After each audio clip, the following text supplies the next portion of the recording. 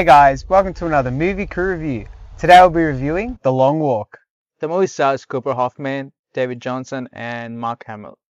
So, in this Stephen King adapted film, we see a dystopian world where 50 teenagers come together, one from each state. As each one is taken out, only one can be the winner. So, we're going to get into the review today. I'm going to start us off. I enjoyed this film. I have to say that I like a lot of Stephen King things, and I think this, as a horror film goes, is more on the graphic side than any kind of like thrills in terms of the whole jump scares. I really enjoyed the level of violence. They don't shy away from it. So my takeaway from this film is they did quite a good job in that aspect of not doing the whole cutaway when somebody gets shot aspect. I did enjoy actually seeing the things happen. It makes it more grotesque and feel more real, and you feel more part of their journey. So I did enjoy that aspect. The acting was done superbly. I think Mark Hamill as the Major was a fantastic choice, and he's just really tough, really fierce. Something that I like to see compared to his role in Life of Chuck, another Stephen King adaptation which we reviewed. He was such a mysterious guy, and especially because he doesn't take the glasses off, so you never really get that, into the soul kind of look at him.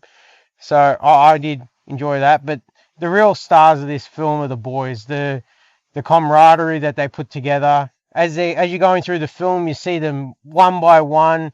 They all start forming this bond, but at the end of the day, they know there can only be one. So it's a bit hard, and the choices that they make throughout the film, you get to see some of the people that go early off. You kind of expect it. How things happen, especially they don't get a break, so it is just walking straight through at 3 miles an hour. So there's no like they go to sleep for an hour or what have you. They're pretty much just walking. So especially when you start to get to like day 2, day 3, there's this scene where they climb up it's like a steep incline mountain, and they start like getting killed like flies. They just one by one, because they're all slowing down and they get their warnings, and that's that. So that was a good way to at least cull some of the herd and bring into the fold a lot of the main characters. But yeah, I think that the main two, Raymond and Peter, they were the kind of the stars. They were really, really good developed characters. They feel like real people, and that's what I like to see in a film. I like to see not so much acting, but like they were coming off the pages. So I thoroughly enjoyed it. Moon? So we watched another Stephen King movie. I think it's what, third movie or second. I don't know. Second. All right. Like all of his movies are like there is so much character development, and we can see it here as well. This movie can easily go off track, all pun intended, and like basically people are just walking throughout the whole movie and they're just talking, and like John said, it is a bit graphic as well, but so it's very hard for like the filmmaker to make this movie interesting because there is a lot of talking here, and I think they did a great job because I loved every minute of this movie. It's very well paced, and so as the movie like we are the main focus is Ray and Peter here. So but still there are few like I would say the side characters, and they also develop those as well. And the way I think they develop them just by talking is such a great thing because we get to hear them, and there's only like couple of flashbacks, and they are just used for like not used much, and I think it's a great choice because we are in the moment there with they're just walking and talking, and my God, and I'm like getting to know them, and it's such a difficult choice. Like I was rooting for both of them, the main both, but I wanted the movie to go in certain way, and it went that way as well. So I appreciate that, and it is such a hard choice because like both were so good characters, and I was feeling for both of them. And the violence, man, like John said, they didn't shy away. Like the first gunshot, I was like, oh, usually in the movies they will pan away, show something else, but they show straight like, oh, the bullet went straight here, and I was like, okay, we are in for some violent, violent things here. Um, I've noticed that the ratio was like it was a bit stretched, so you can actually the focus would be on all the characters. Usually, I don't think it's that stretched, so I like the aspect so we can see all of them walking. And like John mentioned, when there was like a steep, like a mountain a little bit, and they had to run a bit because the pace where they were lagging behind. And you don't actually think about these things. I'm a runner, so but like you have to like the main guy Ray was falling asleep, and I wouldn't think that. Like I would never think that someone is just walking. You might feel tired, but you won't actually go to sleep. And he did. I was like, yeah, that could happen as well. And one guy has actually had to poop, and two of them actually, and you can actually see it's like a very dark humorous thing, but I was like, oh my God, please don't. Just do it in your pants or whatever, man. But he had to go, and oh my God, and it's just these things like which you just don't know until like I've seen in this movie, and I wouldn't have actually thought about that how much difficult it is. Just I would have just thought they're gonna get tired or whatever, but it was so psychological as well. Some people are like they're doing this to them. This walk is making them like crazy, and some are like breaking through too. And instead of they could have finished it, but what they prefer was to choose violence and maybe kill off those guards and stuff. So it was also so psychological in those aspects. So overall, I really enjoyed this movie. Yeah, another great Stephen King adaptation. Cameron?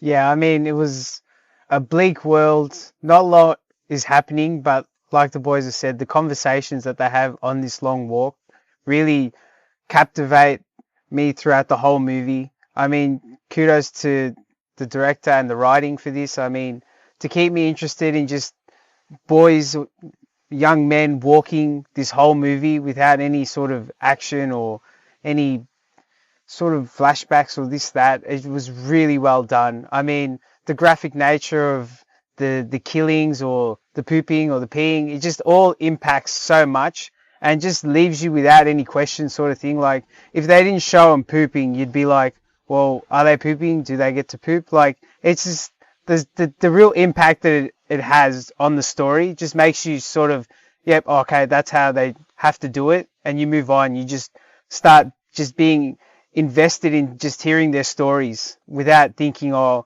what's the rules here and what's the rules there. They really just sort of explain that as the movie goes on, and it was done really well. I mean, the conversations were definitely the standout. I mean, the conversation between Ray and Peter about Ray's wish, I think that was the most standout conversation for me. Even just the way he's explaining why he wants to wish what he wished, and then Ray's being that voice of reason as if to say, don't do it and you're better than this. And then the impact that that conversation has at the end really threw me, and it just really made that ending mean so much more. I mean, it just, even with if their ending went another way, that conversation for me really was really good. But then the ending just elevated that conversation. Thinking back to it, and I go, wow. I mean, that has some major impact towards the movie.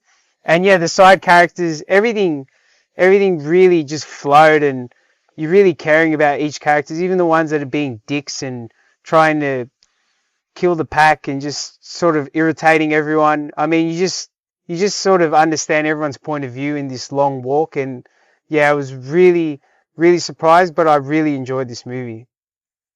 And there are no like bad guys here. Like I thought Gary would be like the douche guy. He did something bad in the beginning, but then when we go further and he's just regretting that so much, and the way his life ends is I didn't expect that at all, because we just after that we didn't focus on him much. He was just starting to have a conversation, then we get into his mind and what he's been thinking throughout the whole thing, and that made it like so much better, because I thought he's gonna be like a douchey character, but he wasn't actually, or maybe he was. Yeah, they definitely had, all the characters had growth. There's just Yeah. not like one little aspect that this certain character had. they just definitely have depth and growth. And like you said before about the aspect ratio, I think Yeah. you're right. Like you're looking with these conversations, you're looking at the main two, probably people talking, but then in the background you see some guy really struggling because he's got a broken ankle and you can just see the pain in his face. He's just struggling, and then looking over there and he's struggling. It's just like all these things impact you when you watch it, and you just sort of take it all in. It really is captivating and really immerse you into that walk with them. That was really prevalent in the hill scene, I think, when they have the when he wakes him up from his, I don't know, like walking slumber, and then they start to pan out, and you can see all the people in the background getting killed because they're slowing down. That was a really good scene to see that in. But I think one character or person we haven't talked much about was Judy Greer. She was the mum of Ray, and I, for the 5 minutes that she was on screen, I thought she really got across the whole sad mother character really well. Like, she was really emotive, and I think that in the flashback we saw in the two other scenes, especially the one that comes in the later part of the film, I just really like those scenes and think she did a really good job of both emoting and giving something extra to the scene. And pretty much like this film, Peter's the one that's really, trying to get him through, get him to the next stage and carry him on. And like without him, I don't think, Ray would have gone as far as he did in that walk. So, but yeah, Judy Greer was a standout for me in this. All right, guys, going to give our scores. Yep. Moon, how many miles out of 10? I'll give it 8.5 miles out of 10. John? Yeah, I'll give it 8.5 miles out of 10. Yeah, I'll give it 8.5 miles out of 10. All right, guys, make sure to like, subscribe, check out our socials, and we'll catch you in the next one. Ciao.